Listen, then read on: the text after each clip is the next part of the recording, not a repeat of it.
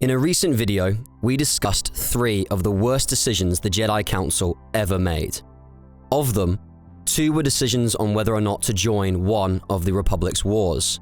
That begs a question. Just how bad was the Jedi Order's track record with war decisions anyway? Were the Clone Wars and Mandalorian Wars flukes? Or was the Council just really bad at calling this sort of thing? In this video, we'll be answering these questions and addressing the factors that caused the Jedi Order's greatest missteps.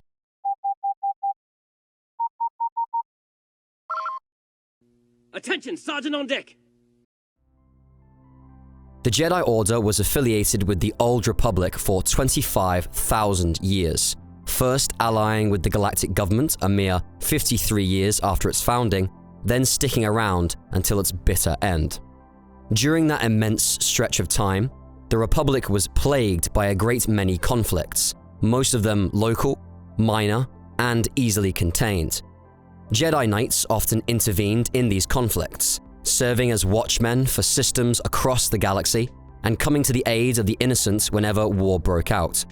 Some of these minor conflicts were caused by schisms in the Jedi Order, so it fell to the Jedi to contain them.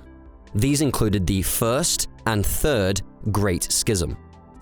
For most of the Republic's history, the Jedi were fairly decentralized. The Jedi High Council, the ruling body of the Order, being much less dogmatic and significantly less intertwined with the Republic, as it was based on Asas instead of Coruscant. Nevertheless, the Jedi came to the Republic's aid during its first true war, the Tyrannese War. This was not a decision the Jedi Council made lightly, and it only came after the Jedi's initial failed attempts to resolve the issue diplomatically, and then to divide the Tyrannese alliance. This wasn't a bad call. The Tyrannese War was long and brutal, and the Tyonjaks, as the soldiers of the Republic called them, were little better than bloodthirsty pirates with weapons of mass destruction. Nonetheless, the Jedi's involvement in this war led to tragedy. At the end of the Tyrannese War, the victorious Republic exacted bloody revenge against the Tyon cluster, bombing Sevro to dust and ignoring its unconditional surrender. The Jedi were horrified by this, and they actually almost broke away from the Republic over it. They decided to stay after the Senate disbanded the Republic military to appease them, but the Jedi were nonetheless wary to get involved in the Republic's wars going forward. It was more than 10,000 years before the Jedi intervened in a major Republic war again. They ignored the Al-Sakan conflicts, which was the right call, and continued to act primarily as diplomats and peacekeepers until the Pius Dea forced their hand. The Pius Dea, for those who haven't watched our videos on them, were an insane, humanocentric cult that seized control of the Republic in the 11,000s BBY and launched a series of crusades against non-human species across the galaxy.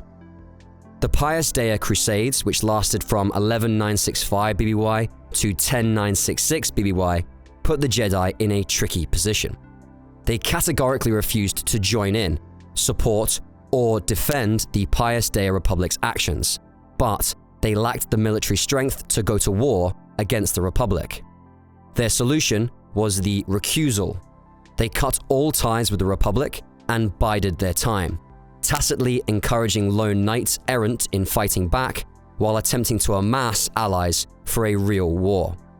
It took 1,000 years, but this strategy eventually worked.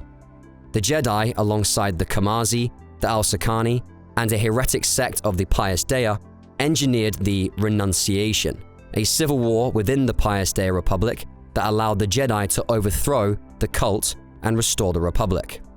This approach, we would argue, was also the right call. It would have been better if the Jedi were able to move sooner, but they approached the situation in the best way they could. For nearly 20,000 years, the Jedi Order made all the right calls, more or less. But the Order's second Great Schism changed the face of galactic conflict forever, and it would lead to tougher decisions that the Jedi flubbed. As always, the Jedi Order's actions in the Second Great Schism, as in all Great Schisms, were righteous. The dark side was unequivocally evil, and crushing it was absolutely necessary. The same is true for the many conflicts spawned by the Second Great Schism. the Sith Wars.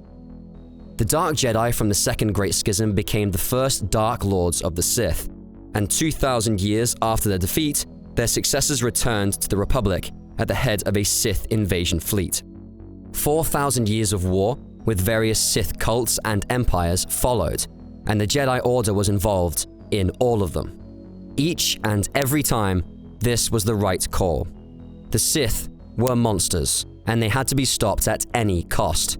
But not all of the conflicts at this time were so straightforward. The Mandalorian Wars were the Jedi Order's first truly massive wartime blunder. We've told the story 1 billion times before, so we'll keep it short.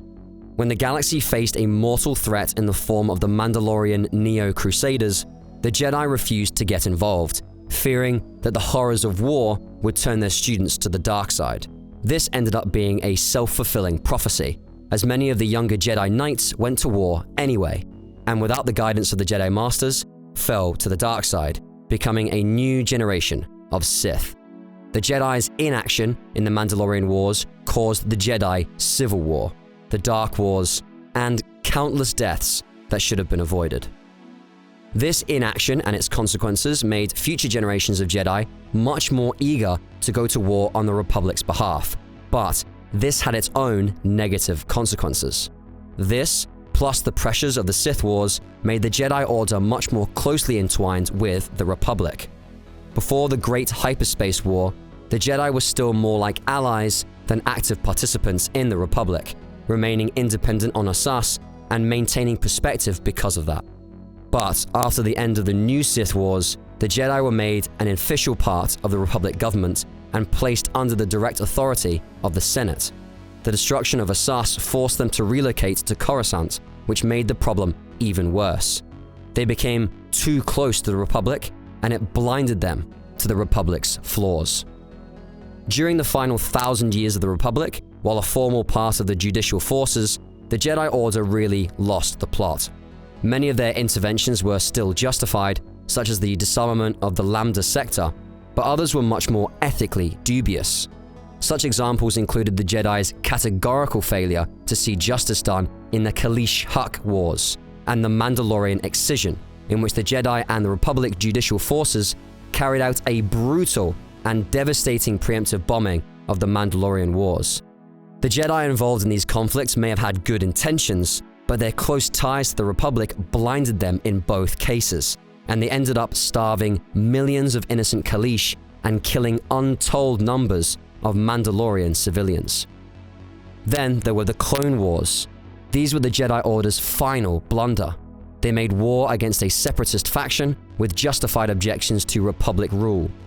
As we've discussed in the past, the Jedi took a much more neutral stance on the separatists until they learned that Count Dooku was a Sith Lord, at which point they committed to war. As we've discussed in the past, this is because the Jedi saw the Clone Wars as a new round of Sith Wars, with the CIS as a Sith puppet state. They were correct in that assessment, but they failed to realize that the Republic was also a Sith puppet state. Their close ties with the Republic, yet again, blinded them to the truth, and it destroyed their entire order. In fairness, the Jedi really had little choice when it came to the Clone Wars. Darth Sidious had outmaneuvered them before they even knew he existed, and by the time the Council actually began debating what to do about the Separatist crisis, they were locked into a no-win scenario. If they sided with the Separatists, they would have been crushed by the Republic. If they stayed neutral, they would be branded traitors and crushed by the Republic. And when they sided with the Republic, as we all know, they were crushed by the Republic. The Jedi Council of the Clone Wars was completely unable to avoid destruction. The choice was made for them when their predecessors agreed to serve the Senate. That was the Jedi Order's point of no return. So, that's our look at all the Jedi's decisions of whether or not to join a Republic war. But what do you think? Are there any other Jedi calls that you disagree with? Feel free to post your thoughts in the comment section below.